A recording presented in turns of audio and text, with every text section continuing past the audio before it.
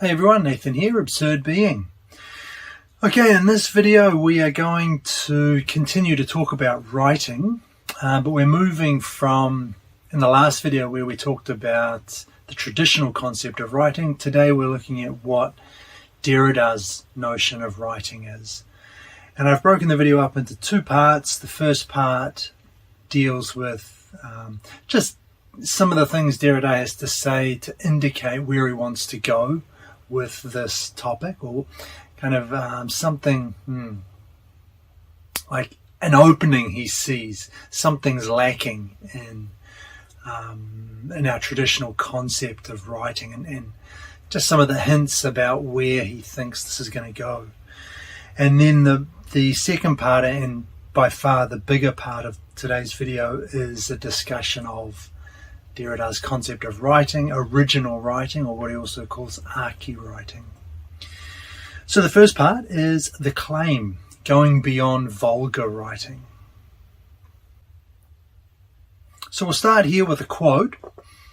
"Everything happens as if the Western concept of language revealed itself today as the guise or disguise of a primary writing, more fundamental than that which passed for the simple supplement to the spoken word." Rousseau. Either writing was never such a supplement, or it is urgently necessary to construct a new logic of the supplement. So this is Derrida just giving us an indication of something that he sees as lacking. He sees there being something missing here. Something doesn't quite add up. And it seems like, or what doesn't add up is that the Western concept of language seems like it's covering something over, covering something up. And that's what Derrida wants to ultimately uncover, a new kind of writing that is the source of language itself. So this new kind of writing will be prior to any kind of representation or codification in a graphic form. And the other thing to note from that quote is that this primary writing, this original writing, was disguised or covered over. A common theme that we see coming up again and again for Derrida. And also, this is also a common theme. It was disguised, but the disguise was necessary. It was necessary in order for writing, this original primary form of writing, to function as the origin for the secondary form of writing, the derivative form. The origin, when we've talked about this before, the origin must disguise itself, or it can't be origin. It can't be the source for the thing if it appears fully, if it becomes present with the thing. In order to be the source, it has to remain hidden. And this has come up before, obviously, in Derrida in this series, but also I remember talking about this. I'm pretty sure I've talked about it I did talk about it in the Heidegger series, definitely in the Merleau-Ponty series, probably Sartre as well. I remember talking about it in Merleau-Ponty. But yeah.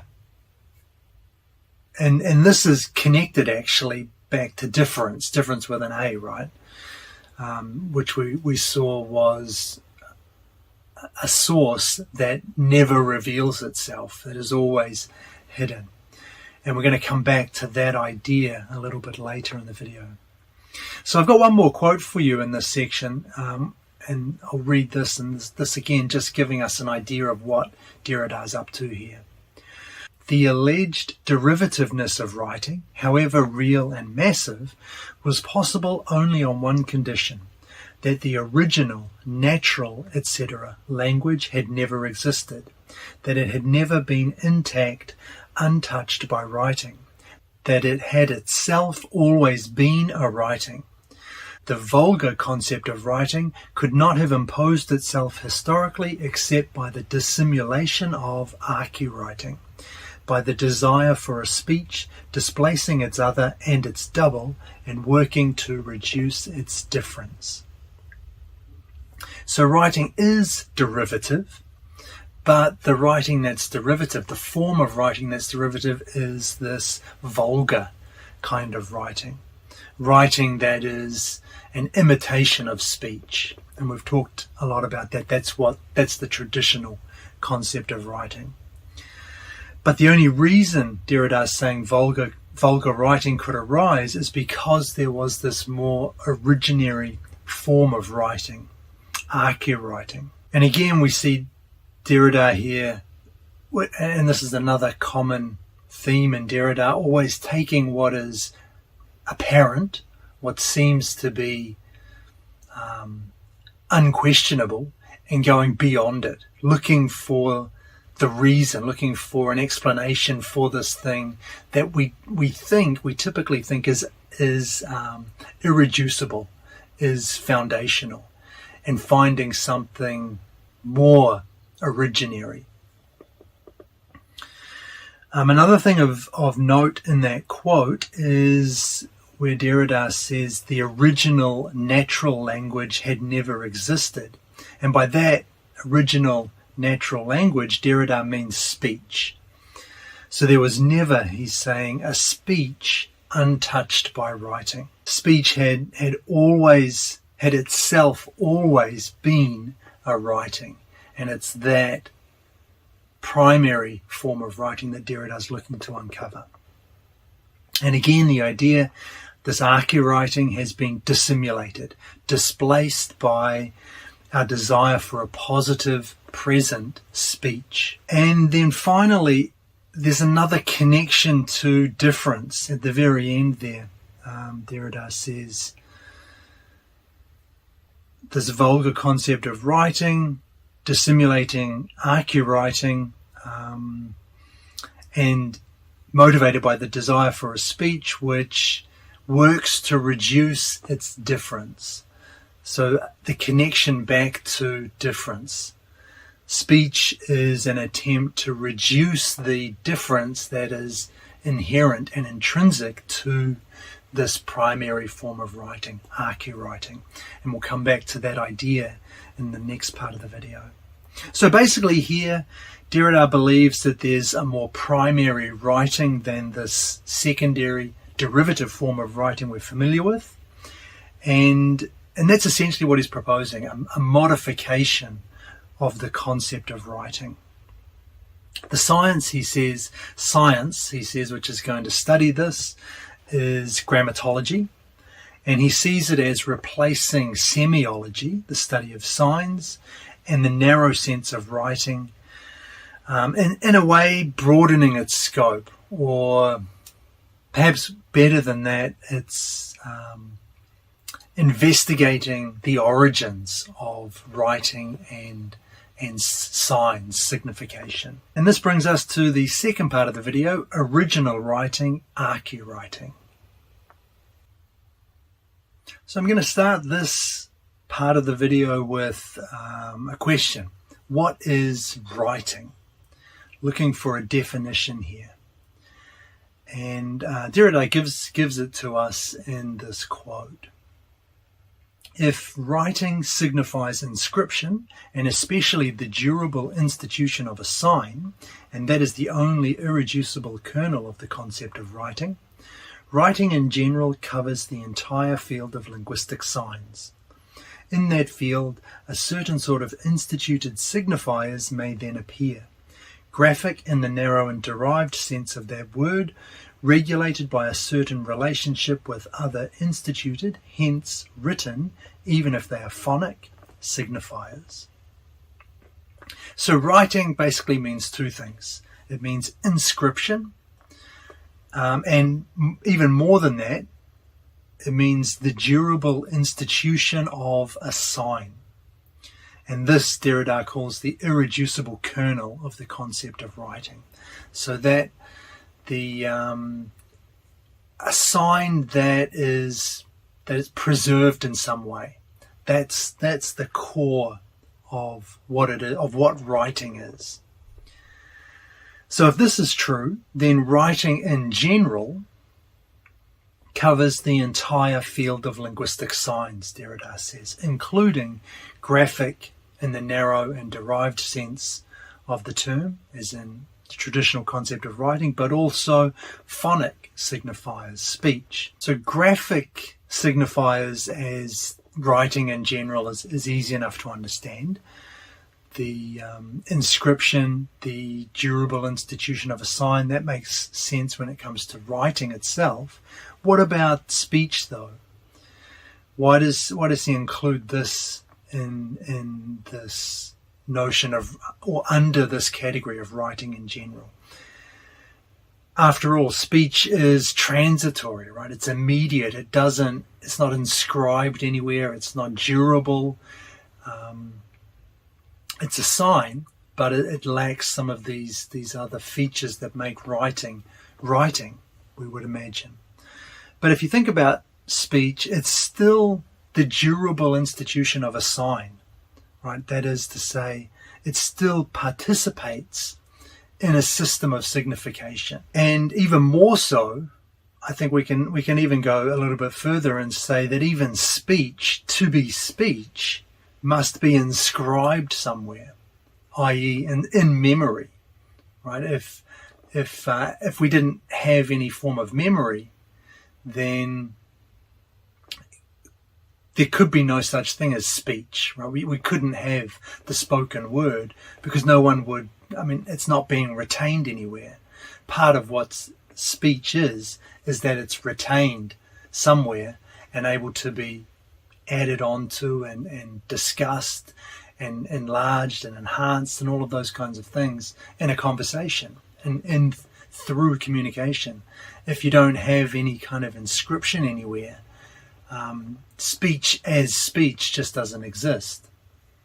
So it participates in the system of signification, which is a durable institution itself, and it's also inscribed somewhere. So it falls under this broader understanding of writing that Derrida is talking about. And this brings us to the main takeaway from that quote, I think.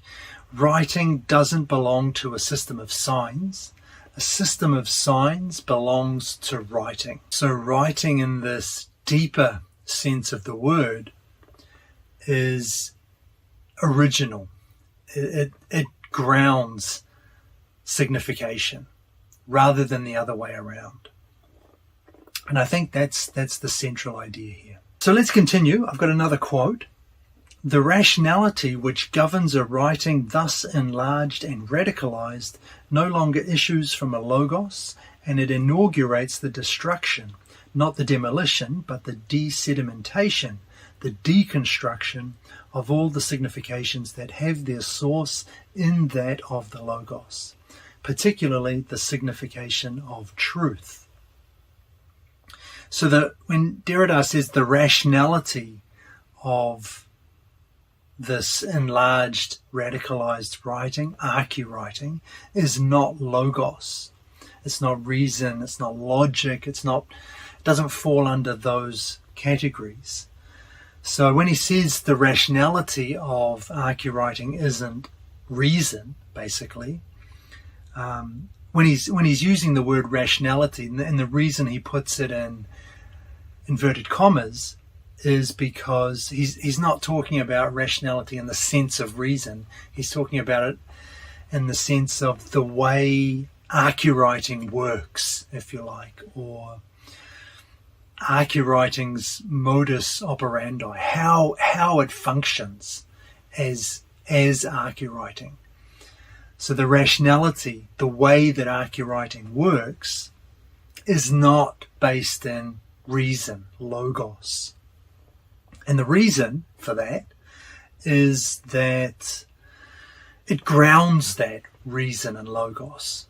Arche-writing precedes rationality. It precedes what's required, signification, in order for anything to be understood as rational or logical. So it's the ultimate grounding, if you like, the ultimate source for these things, and therefore it can't be emerge from them. And that's something I feel like I've said so many times in this series already.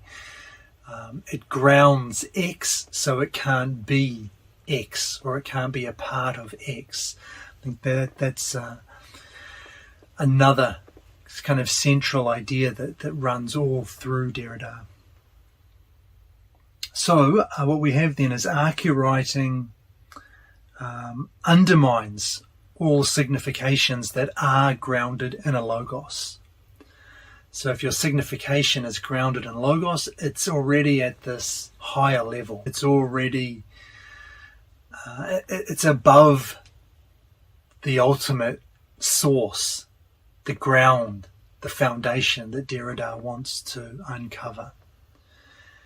So it undermines these significations that are grounded in reason and logos, but this is not, Derrida says, demolition.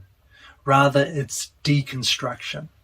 And we'll talk more about deconstruction in a later video, but very briefly, the idea is that Derrida's not looking to destroy or eliminate writing or speech. He's looking to break them apart and see what's underneath. Like I say, he's looking to go beyond these things to the source. But we can't destroy, we can't eliminate, we can't destroy in the sense of eliminating these things like writing, signification, and speech, and culture and history, and all of these things. We can't eliminate those because we need them. Without those, human existence just isn't possible. Human existence as we know it just isn't possible. But at the same time that we use these things, we want to understand how it is we're using them, what it is that drives them, what it is that is the actual ground for them. And that's what Derrida is trying to find here, and we find that through deconstruction, through understanding how these edifices are constructed. And then that lets us use them in an enlightened fashion. We now know what we're doing when we say things, rather than being under the illusion that, for example, we are talking about a universal capital T kind of truth. And if we've deconstructed some of the terms we use, or writing or speech itself, then we can use them knowing full well what we're doing when we're using them. But like I said, we'll come back to deconstruction later. And this is the very end of that quote. Derrida says, particularly deconstructing the signification of truth. So breaking apart that notion and understanding what we mean when we use the word. And a lot of the problems that we encounter are, I think Derrida would say, they reduce to this kind of linguistic confusion. We think we're talking about something, one particular thing, when we use a word like truth, but in actual fact, we haven't understood what that word actually means. We don't understand what has led to the meanings that we attribute, that we ascribe to that word. Another word, for example, might be something like consciousness. That's something that I've spent a lot of time thinking about, and the same applies there. We use this word all the time. You read it in articles, in philosophy articles, science articles, neuroscience. It's everywhere, and yet I don't believe 99% of people who use the word know what it means. There's no real clarity there. I think consciousness as a word needs to be deconstructed. It needs to be broken apart so we can see what the mistakes are in our assumptions when we're using the word. And this is one reason why I think Heidegger didn't use the word consciousness at all, because he recognized that it it's become actually useless. The word itself has become not just unhelpful, but pernicious now, because we use it not knowing what it means, but we use it not knowing what it means and think we do know what it means. And that creates so many confusions, I think. Anyway, I'm drifting off topic, but the idea is that deconstructing breaks apart these ideas. It doesn't demolish them. We don't want to eliminate them. We just want to shine a light onto everything.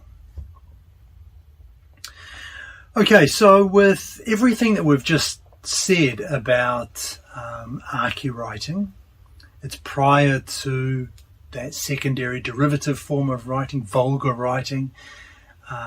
It covers the field of all linguistic signs, including written and phonic signification. It doesn't issue from a logos, but grounds it. Vulgar writing is the dissimulation of original writing. All of these ideas should remind us of something. And if they don't, remember this quote from earlier. The vulgar concept of writing could not have imposed itself historically except by the dissimulation of Arche-writing, by the desire for a speech displacing its other and its double, and this is the important part, working to reduce its difference. So everything we've said is leading us back to difference with an A. Back to everything that we've said about Arche-writing can also be said about difference with an A. And we have in fact said the same thing about difference with an A. And this is my final claim here, that this original writing, Arche-writing, is actually difference with an A, or at least it's another form of difference with an A. Difference permits the articulation of signs among themselves within the same abstract order of a phonic or graphic text, for example, or between two orders of expression. It permits the articulation of speech and writing in the colloquial sense, as it founds the metaphysical opposition between the sensible and the intelligible, then between signifier and signified, expression and content, etc. If language were not already in that sense a writing, no derived notation would be possible, and the classical problem of relationships between speech and writing could not arise. So, difference with an A permits the articulation of signs among themselves. In other words, it lets signifiers work together to create meaning. And this articulation is exactly what language, written or spoken, is. And furthermore, facilitating this articulation is exactly what we have said Arche-writing does. So it is just difference with an A, in this field, in this narrowed field of language. Derrida also says in that quote, the only reason writing can be understood as a derived notation of speech is because speech is already a writing. In other words, it already has writing at its core. And we've talked about this in the first part of the video today, I think. So in one fell swoop, essentially, Derrida is dispensing with the classical problem of relationships between speech and writing. So what we saw in the last video, the tyranny of the letter, Saussure's usurpation of writing over speech. So Derrida dispenses with all of these problems because writing is not seen as a bastardized, derivative deformation of speech.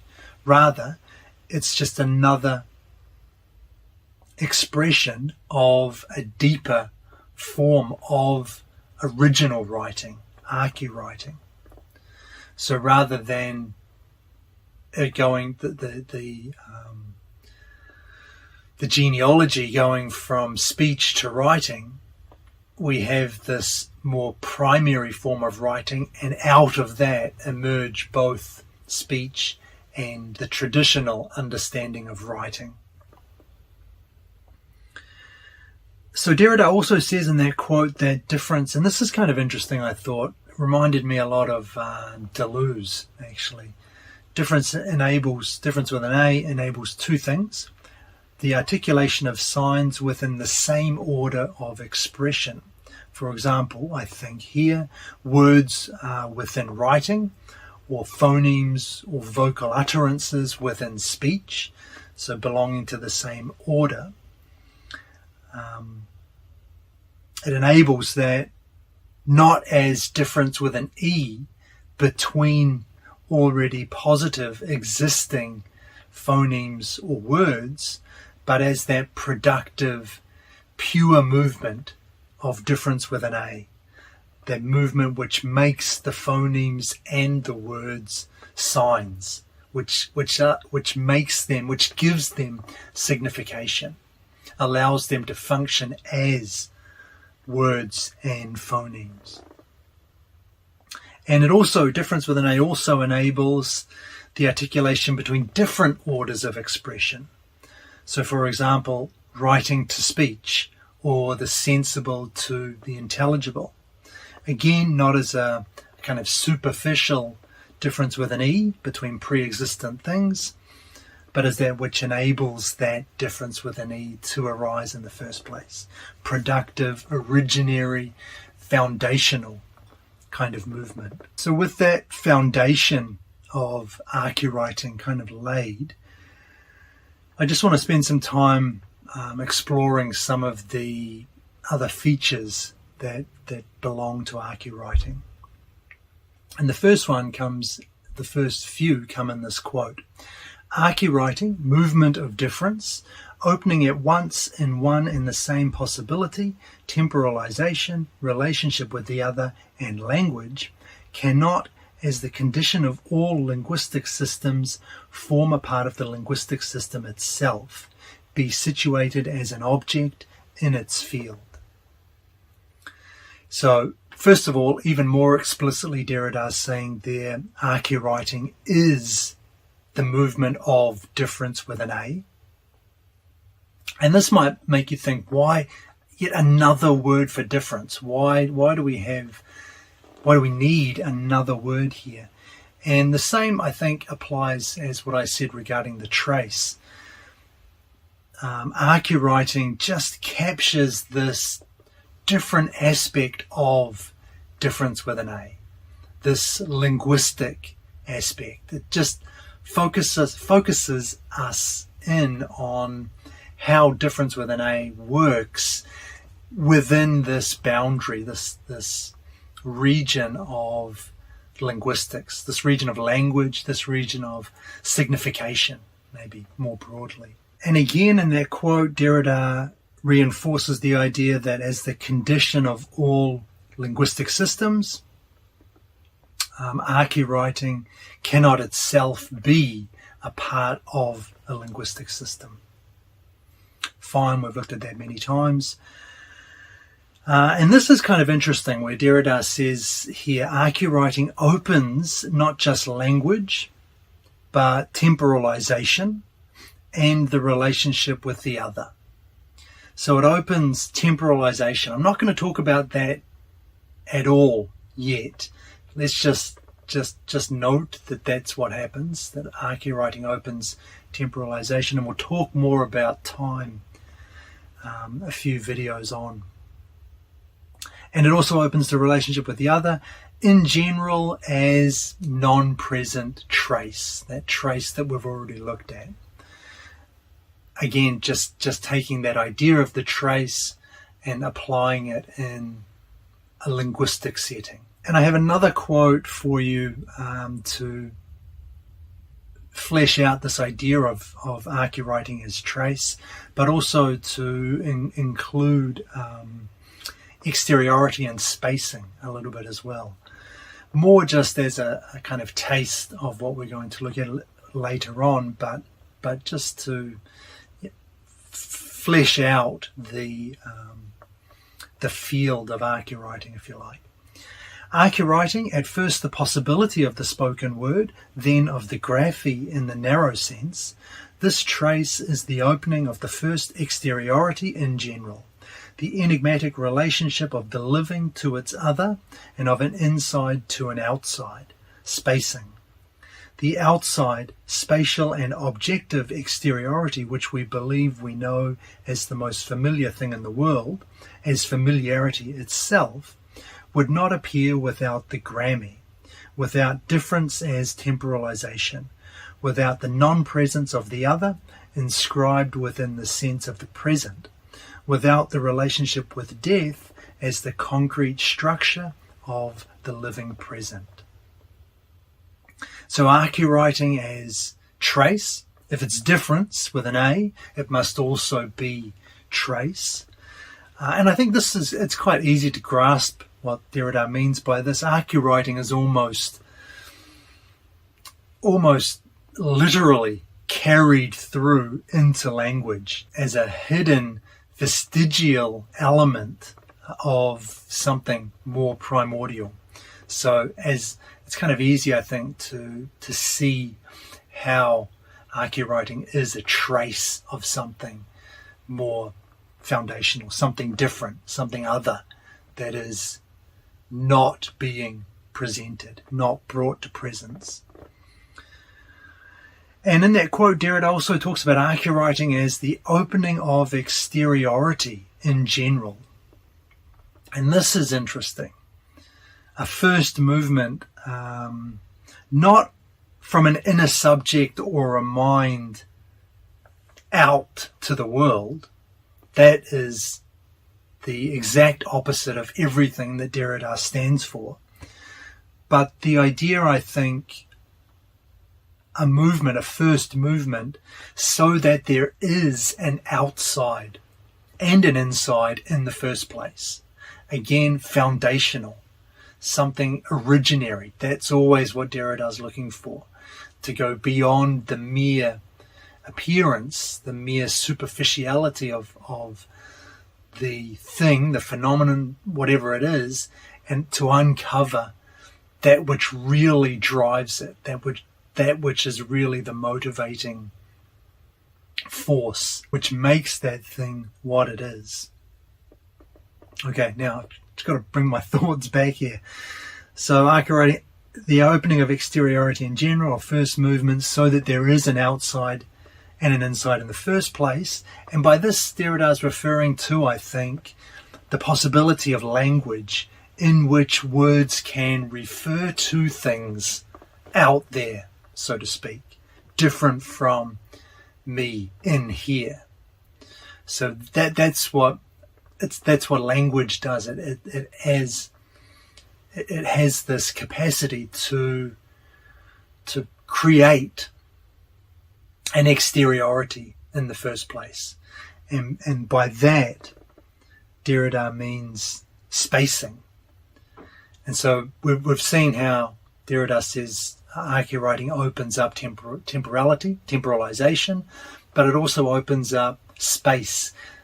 And I think the reason for the use of the word spacing, which is kind of unusual, is to distinguish it from a traditional understanding of space as a kind of third-person dimension, that more scientific kind of way of understanding space. The same thing with temporalization, to distinguish Derrida from our normal understanding of time as a dimension that we're moving through or that flows in some way. Heidegger did exactly the same thing. I think he was the one who started this, actually, talking about temporality instead of time and spatiality instead of space. And Derrida is just continuing that trend. So anyway, in order for spatiality and objectivity, as we normally understand them to appear, we need difference with an A in all its guises. We need temporalization, trace, spacing, And Derrida also mentions their death in the living present. So another hidden trace, another other within something that is present, an absence within a more overt kind of easy to grasp presence. And so spatiality and objectivity, again, things that we normally think of as irreducible. We know what they are. We know what space is. We live in it. We know what objectivity, we know what an object is. We know what it is for something to be an object. Look around you, right? We see them everywhere. But Derrida is going beyond that to see how these things arise. And that, I don't know for sure, but surely it seems to me that is an idea Derrida got from Levinas, who talks about the way objectivity arises from the other, which he talks about it in Totality and Infinity, and I've done a video series on that, so we won't go into that into any depth just here, but yeah, just noting connections. And also we can talk about arche-writing as play and the way that it erases itself. Writing flares up and erases itself in its own production. There, the signified always already functions as a signifier.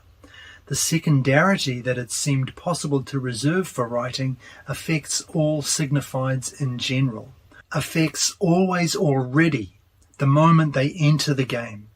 There is no signified that escapes, eventually to fall back, the play of signifying references that constitute language. The advent of writing is the advent of play. From the moment there is sense, there is nothing but signs. We think only in signs. One could call play the absence of the transcendental signified, making play boundless. That is to say, as the shaking up of ontotheology and the metaphysics of presence. Here one must think of writing as play within language. So writing erases itself, and we're talking about that original writing here, not the secondary derivative form. Writing erases itself. That's our disguise from earlier. In order to function as the source, it must disguise itself. It cannot appear in presence. And I've talked about it before. I mentioned it in one of the Merleau-Ponty videos. But if you haven't seen those, the analogy might help. I think of making a film. If you're making a movie, you've got the video camera filming the action, but you never see the video camera. And that's because it's providing the scene. It's making the scene for you. If you were to somehow see the video camera, the camera would then be a part of the scene. So it would no longer be able to make that scene appear for you because it's a part of the scene itself. And there would be another video camera behind that original one. And so that's the basic idea here. Whatever is generating, producing something, the source for something must always remain hidden. And in that quote also, writing is play. Yeah. So the absence of a transcendental signified, and this keeps the game alive. It keeps that game of reference alive. It keeps the creativity inherent in difference with an A. It preserves it. It lets it continue to be productive in that way. And it's this boundless play that shatters the certitude and the completion, which is characteristic of what Derrida calls ontotheology and the metaphysics of presence. And this brings me to the last part of the video, which is articulation. So in Of Grammatology, Derrida says difference with an E, but difference is articulation. So what does articulation mean here? If something's articulated, It's composed of segments or parts, and the contrast is with continuity.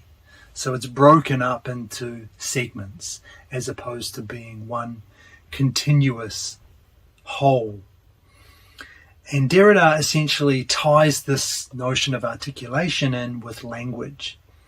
So with speech, speech is continuous and fully present. It's continuous because even though speech obviously can be broken up into words and phonemes, we grasp speech as a continuous whole. In fact, you can't actually hear speech, you can't listen to what someone's saying if you're focusing on individual words, and even worse, if you're focusing on individual phonemes. I've noticed this actually sometimes, I think maybe I was tired or just distracted in some way. But in the midst of a conversation, I just started almost kind of zoned out a little bit and was just picking out words, and things seemed really strange. I could still follow, but I had to pull myself out of that state quickly to be fully present to what the person was saying. But yeah, if you become kind of obsessed with the parts of speech, the words or the sounds, you lose a grasp of the whole. And in order to grasp the whole, you do have to kind of switch out of that mode and expand your focus to take in everything without focusing on any particular word or sound. So the way that it operates, the way that it functions, speech, is as a continuous whole. And it's also present. So the meaning in speech is, in a way, it's superficial. It's just laid on top, draped over everything in an easily graspable, present fashion. So words refer to concepts, i.e. signifiers refer to signifieds, which are fixed, certain, clear. There's a one-to-one relation, and everything is neat and tidy. So everything, in a way, is out in the open. It's immediately accessible. Nothing's hidden. There's no depth. Everything is what it appears to be. And in that sense, there's nothing more here. Whatever is on the surface is all that's going on with speech. And that's not a negative thing. It's not a criticism of speech. It's the way speech has to be. If it were any other way, we wouldn't be able to communicate. But speech has this character of being fully present. We don't have to uncover anything. There is no deeper, there's no hidden depth that needs to be sourced. We can listen to someone speak and we can understand what they say, and that's what we want from speech. But with the fact that that's how it is, that makes speech present. So it's continuous and it's present. And the same thing holds for the narrow or the vulgar form of writing. It's continuous, again, because when you write and read, you don't focus on the words again or the letters. You can't. In order for writing, that kind of writing, to be effective, you have to take in everything at a glance. You never read each individual word as a discrete, separate entity. You see the whole sentence, and immediately it makes sense. Immediately you understand what it means. And that's why it's present as well, because there's nothing behind it. You grasp the meaning of a sentence, a written sentence, effortlessly, because it's just there. It's present before you. You can pick it up and run with it. But it's different for original writing or arche-writing, which is discrete and not absent, but not present. So it has a depth to it. It's discrete because it is, Derrida says, granular and finite.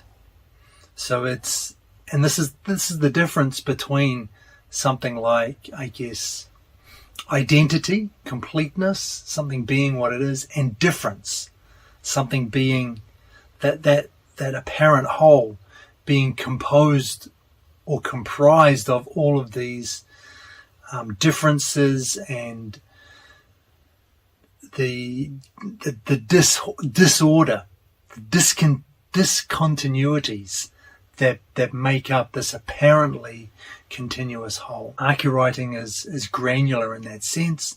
It's full of differences, and it's also finite because this is a reference to continuity, which has no boundaries within it. It has no divisions within it. It's just one smooth thing. Infinite in the sense that you can pull it apart and go down as deep as you like, and there'll always be more there, but you're not uncovering anything significant. Whereas with original writing, it's finite because it is broken up into these separate pieces, these separate elements that combine and recombine in different ways. That's all connected to the notion of play and creativity, and that make arche-writing as difference with an A endlessly full of endless possibilities. And it's not present because it's that it is, as by virtue of what it is, it's hidden. It is underneath the apparently, it's underneath the appearance, the present appearance, as the foundation which makes that present thing present, which allows that present thing to appear for us. It's the hidden foundation of what is present language. And this brings us to what Derrida calls the hinge. And this is the discontinuity of original writing, which indicates the difference, the non-presence that underlines or that underwrites signification, and therefore speech and vulgar writing. This hinge of language as writing, this discontinuity, marks the impossibility that a sign, the unity of a signifier and a signified, be produced within the plenitude of a present and an absolute presence. So the hinge then is really, again, just another word for difference with an A, but again, a word that highlights a different aspect to it.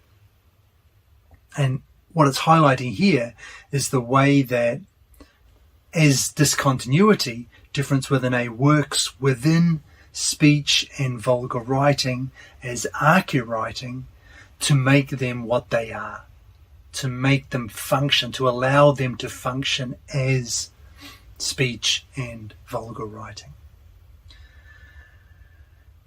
So it's the discontinuity of arche-writing that makes up the illusion of continuity, that is speech and vulgar writing. It's the disordered, open, difference-based reality that is covered over by the veneer of organized, complete, present signification. And that discontinuity is the hinge. And like I said before, this is not necessarily, I don't think, to denigrate speech or vulgar, even though he calls it vulgar writing, because we need those things. We need those functions in order to live our lives.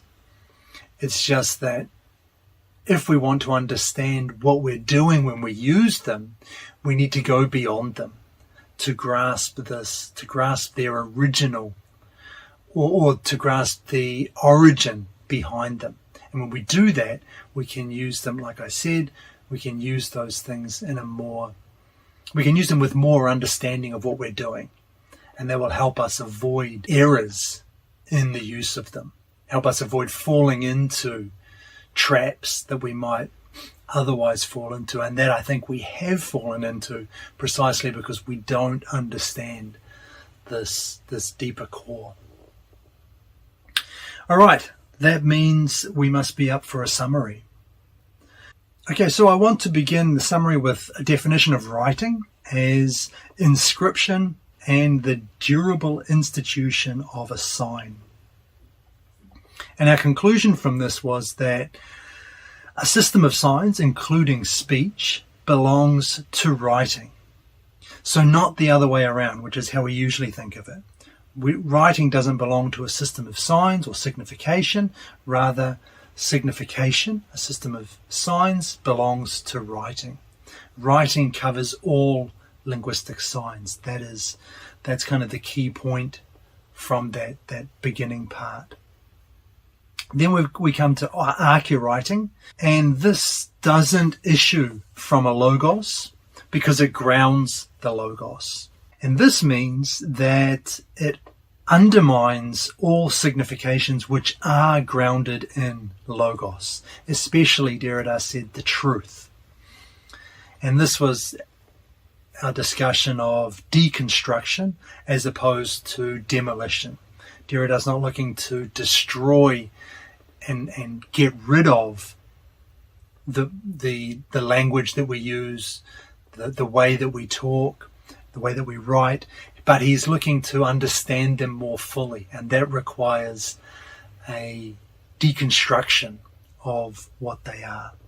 And then the kind of central idea, I think, of this topic was that Arche-writing is difference or trace. It's just difference and trace in the realm of language.